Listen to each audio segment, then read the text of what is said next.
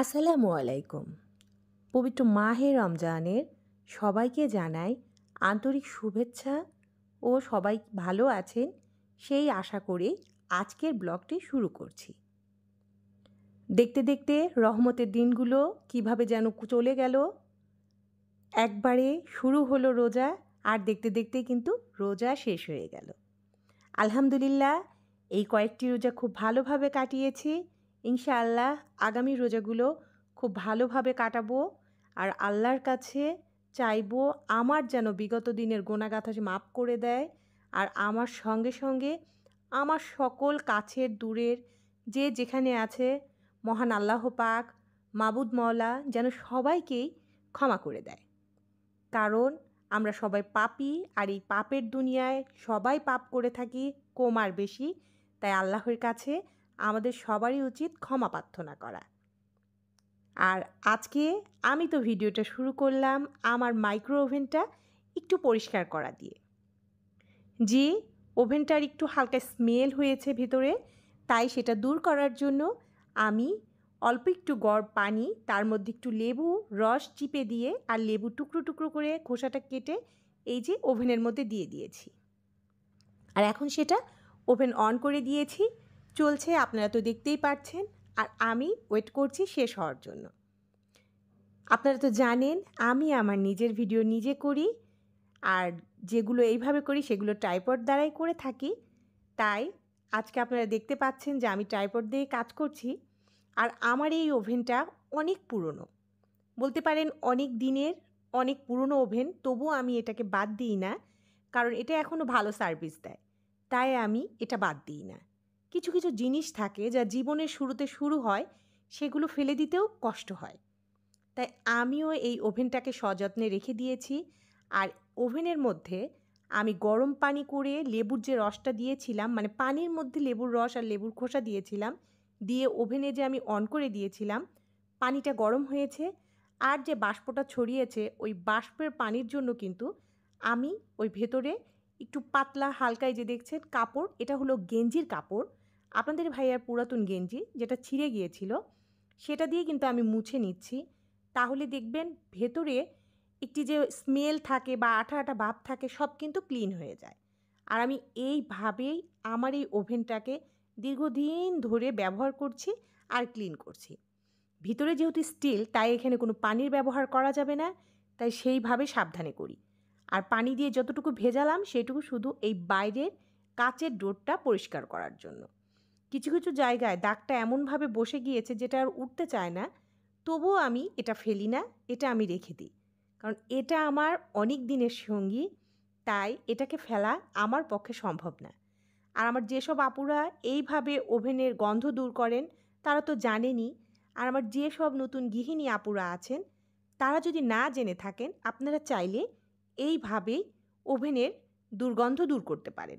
কারণ অনেক খাবার গরম করা হয় তো মাঝে মাঝে দেখা যায় মাছ গোস্ত একটু কিন্তু স্মেল একটা আসে, বাজে একটা গন্ধ। এইভাবে লেবু দিয়ে দিবেন, গন্ধও চলে যাবে এবং ওভেনও ক্লিন হয়ে যাবে।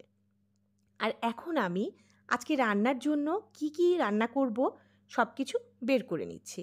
বের করে এই যে দেখতে পাচ্ছেন পানিতে ভিজিয়ে দিচ্ছি। আর লেবুর কাজ যেহেতু শেষ, তাই বোর্ডটা উঠিয়ে নিলাম। আর এদিকে কাউন্টার টপের আরেকটা পাশ একটু মুছে নিলাম, যেহেতু থালা বাসন মেজে রেখেছি সেগুলো এখন এই যে উঠিয়ে নিচ্ছি। কারণ শুধু মাজলে তো হবে না, যার যার জায়গায় তাকে আবার গুছিয়ে রাখতে হবে, তো সে কাজটাও আমি এখন করে নিচ্ছি। তো আমার আপু ভাইয়ারা, আমার ভিডিওটি যারা এই মুহূর্তে দেখছেন প্লিজ একটি লাইক দিয়ে দিবেন আর ভিডিওটি শুরু থেকে শেষ পর্যন্ত কন্টিনিউ করবেন, কারণ আপনাদের একটি লাইক পারবে আমার ভিডিওটি আরও অনেকের কাছে পৌঁছে দিতে। তো এতক্ষণ কথা বললাম আপনাদের সাথে, বলতে বলতে আবার কিন্তু চলে এসেছি এই যে গোস্ত আর কলিজা কাটার জন্য। এটা হলো গরুর গোস্ত, আজকে আমি গরুর গোস্ত রান্না করব আর তার সঙ্গে আমি কলিজা দিয়ে দিব। কারণ কলিজা দিয়ে গরুর গোস্ত রান্না করলে আমার কাছে মনে হয় খেতে অনেক মজা লাগে, তাই আমি এভাবে রান্না করি। তো ভিডিওর এই পর্যায়ে আমার প্রিয় দর্শক ও আমার আপু ভাইয়াদের কাছে বলবো, ভিডিওটিতে একটু নয়েজ হতে পারে, একটু শব্দ হতে পারে, যেহেতু রাস্তার ধারে বাসা, ভয়েস দেওয়ার সময় গাড়ি ঘোড়ার শব্দ হতে পারে, তো প্লিজ এটাকে ক্ষমাসুন্দর দৃষ্টিতে দেখবেন আর এটাকে ইগনোর করে দিবেন। তা এখন আমি গোশগুলো কেটে নিচ্ছি। আর এই যে দেখুন এখনও ভালো করে ছড়াইনি, তা আমি টেনে টেনে ছিঁড়ে নিচ্ছি, কারণ আমার দরকার তাড়াতাড়ি কাজটা কমপ্লিট করা, এই জন্য এই চেষ্টাটা আর কি চালাচ্ছি। তো আমি কিন্তু অনেক সময় এই মাংসগুলো রান্না করে বেশি করে রেখে দিই, কারণ গরুর গোশত যেহেতু, এটা যদি রান্না করে আমরা রেখে দিই তাহলে জাল দিলে খেতে খুব মজা লাগে। আপনি যতবার এটাকে জাল করবেন বা গরম করবেন দেখবেন এটার টেস্ট আরও বেশি বেড়ে গিয়েছে।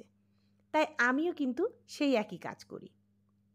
আর এই রমজান মাসের দিনে বিশ্বাস করুন এবারকার রমজানগুলো আলহামদুলিল্লাহ খুব ভালো যাচ্ছে। আমি আশা করছি আমার আপু ভাইয়াদেরও খুব ভালো যাচ্ছে, কারণ এবার না শীত না গরম, অনেক দিন পর কিন্তু এরকম একটি ওয়েদার পাওয়া গিয়েছে।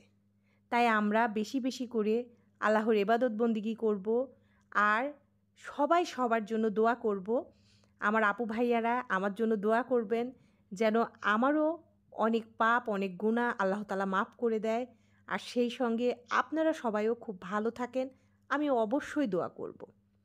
আর দেখতে দেখতে রোজার মাসটা চলে যাচ্ছে। সত্যি বলতে আবার চিন্তাও হয় যে আগামী বছর রোজা পাবো কি না জানি না, কারণ সবার তকদির ভালো থাকে না। গতকাল আমার বাসার পাশে একজন মারা গিয়েছে। আমি বিশ্বাস করুন তার মারা যাওয়াতে কষ্টের চেয়ে বেশি খুশি হয়েছি, কারণ সে যেদিনে মারা গিয়েছে রমজান মাসে, আর রমজান মাসে মারা গেলে আমরা সবাই জানি কবরের আযাব থাকে না, মাপ থাকে। সেই জন্য আমি চিন্তা করলাম নিশ্চয়ই সে কত ভালো ছিল যে আল্লাহ তাআলা তাকে এই দিনে মৃত্যু দিয়েছে। তো আমি সবসময় চাই যে মাবুদ, যখনই মৃত্যু হোক তুমি এই মাহে রমজানের পবিত্র দিনেই আমার মৃত্যু দিও। জানি না আমার এই মনের আশাটা পূরণ হবে কি না, রমজান মাসে আমার মৃত্যু হবে কি না। তবে আমরা মানুষ, আমাদের অন্তত দিনে ৭০ বার নিজের মৃত্যুর কথা স্মরণ করা উচিত। আমি তাই করে থাকি। তো অনেক কথা বলছি আমার আপু ভাইয়ারা, কেউ কিছু মনে নিবেন না। তা এখন এই যে দেখুন আমি কিন্তু তেল দিয়ে দিয়েছি, তেলের মধ্যে পেঁয়াজ দিয়ে দিয়েছি। পেঁয়াজটা যখন একটু বেরেস্তা টাইপ হয়ে গিয়েছে তখন আদা রসুন লবণ দিয়ে দিলাম। আমি কোনো রেসিপি দিচ্ছি না, আমি যেভাবে রান্না করছি সেটাই আর কি আজকে একটু আপনাদের সাথে শেয়ার করছি, কারণ একটু বেশি পরিমাণে গরু গোশত রান্না করেই আর কি আপনাদের সাথে একটু শেয়ার করছি। আর এখন সব ধরনের গরম মশলাগুলোও দিয়ে দিলাম। তো গরম মশলাগুলো দিয়ে এই যে এখন যত শুকনো উপকরণ আছে, যেমন হলুদ গুঁড়া জিরা গুঁড়া মরিচ গুঁড়া সব ধরনের মশলা দিয়ে দিলাম, দিয়ে সুন্দর করে কষিয়ে নিব। আর বিশ্বাস করুন এই গোশ খেতে যা মজা হয়েছিল। আর রোজার দিনে আমরা জানি ভাত কিন্তু বেশি খাওয়া যায় না, সেহরিতে খাওয়া যায় খুবই অল্প পরিমাণের। তবুও মনে করেন যে আপনাদের ভাইয়া আমার ছেলে ওরা তো গোস্ত ছাড়া খেতে পারে না, তাই আমাকে বাধ্য হয়েই প্রতিদিনই গোস্ত রান্না করতে হয়। তো আজকে চিন্তা করলাম একটু বেশ পরিমাণে গরুর গোস্ত করে রাখবো, যাতে ওদের দুজনের জন্য আমাকে আর আগামীকাল গোস্ত রান্না না করতে হয়।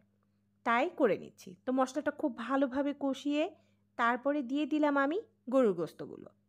আর এখন তো জানেন ঈদ চলে আসছে, এই জন্য ঈদের শপিং কেনাকাটা অনেক বেশি ব্যস্ত সময় পার করছি।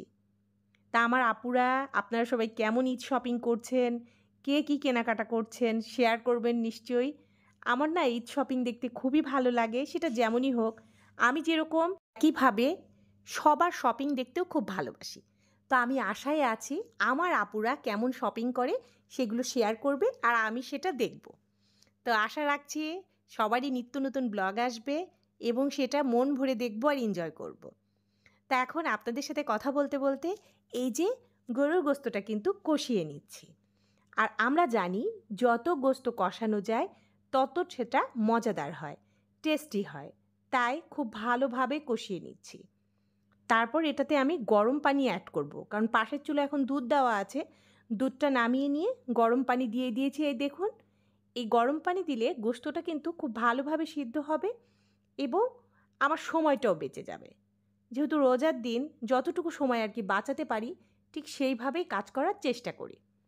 তা এখন চুলার আঁচটা একটু কমিয়ে দিলাম, অল্প আঁচে পানি দিয়ে ঢেকে দিয়ে রেখে দিব, ব্যাস হয়ে যাবে।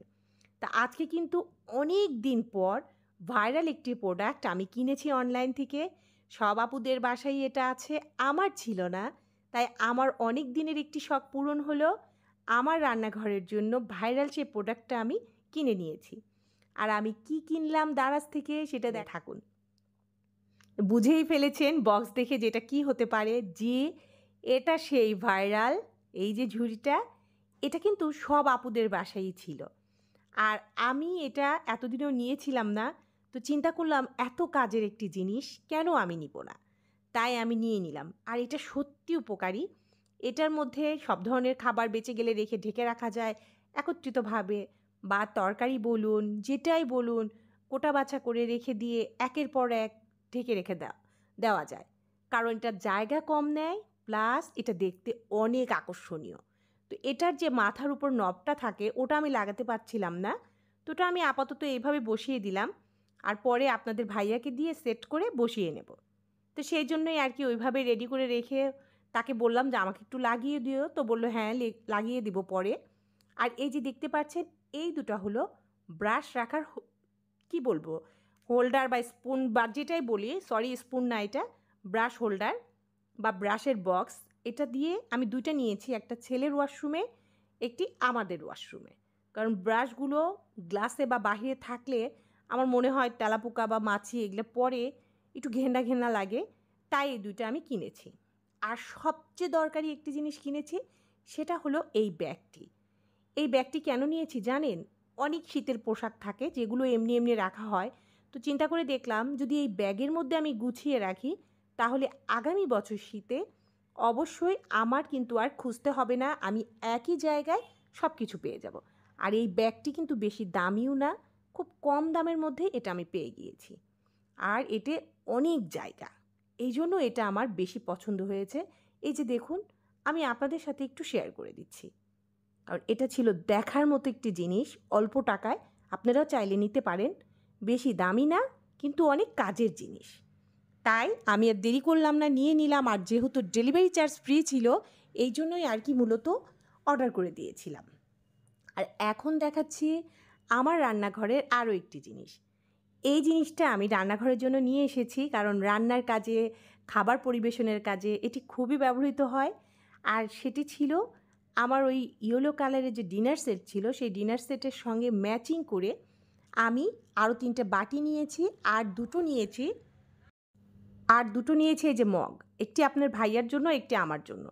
2টা কফি মগ নিয়েছি, ও যেহেতু চা খায় আর আমি কফি খাই, তাই দুটো নিয়ে নিলাম ডিনার সেটটা কমপ্লিট করার জন্য। আর আমার ছেলের তো এই ইয়েলো কালারের একটি মগ আছে, ইমোজি মগগুলো, তো ওর আর লাগবে না, তাই আমাদের দুইজনের জন্য দুটো নিলাম। আর এই মগগুলোর কিন্তু বেশি প্রাইস না, 100 টাকা করে এক একটা মগ আমার কাছে নিয়েছে। আর আপনাদেরকে তো বলাই হয়নি, ওই ভাইরাল ঝুড়িটা কিন্তু নিয়েছে 265 টাকা মাত্র। আর এই যে কিছু লেস দেখতে পাচ্ছেন, এগুলো আমি আমার জামাতে ডিজাইন করব তাই নিয়ে এসেছি। আর এই যে দেখুন বোল, এই বোল আমার খুবই চয়েস হয়েছে। এখানে মোট 3টি বোল আছে, ছোট বড় মাঝারি 3টি। আর আমি এই 3টিই নিয়েছি কারণ আমার ইয়েলো কালারের ডিনার সেটের সাথে এটি ম্যাচিং হয়ে গিয়েছে। আর এই 3টি বোলের প্রাইস নিয়েছে 1000 টাকা। 1000 টাকার মধ্যে এত সুন্দর একটি বোল সেট কেউ কি না নিয়ে পারে বলুন? আর যেহেতু আমার ডিনার সেট আছে তাই নিয়েছি। তা আমার আপু ভাইয়ারা অবশ্যই আমাকে কমেন্টে জানাবেন আমার এই জিনিসগুলো কেমন হয়েছে, কারণ আপনাদের একটি কমেন্ট আমার কাছে অনেক আনন্দের। আপনাদের একটি মিষ্টি কমেন্ট পড়লে মনটা আনন্দে ভরে যায়, নতুন একটি কন্টেন্ট তৈরি করতে আমি অনেক উৎসাহিত হই। তো এখন এই যে দেখুন আবার দেখিয়ে দিচ্ছি এই ব্যাগটা, মগগুলো, বাটিগুলো, সব কিছু। তা আমার আপু ভাইয়ারা, এই ভিডিওটিতে কোনো কথা বা কোনো কাজ আমি যদি কারো মনে দুঃখ দিয়ে বা কষ্ট দিয়ে বলে থাকি, তাহলে প্লিজ আমার এই অপরাধটুকু ক্ষমা সুন্দর দৃষ্টিতে দেখবেন, আর আপনাদের নিজের কেউ মনে করে আমাকে মাপ করে দিবেন। তো এতক্ষণ যারা ধৈর্য ধরে কষ্ট করে আমার ভিডিওটি দেখেছেন, আপনাদের সবাইকে জানাই অসংখ্য ধন্যবাদ। আমি সুমি এখন বিদায় নিয়ে নিচ্ছি। আল্লাহ হাফেজ। আসসালামু আলাইকুম।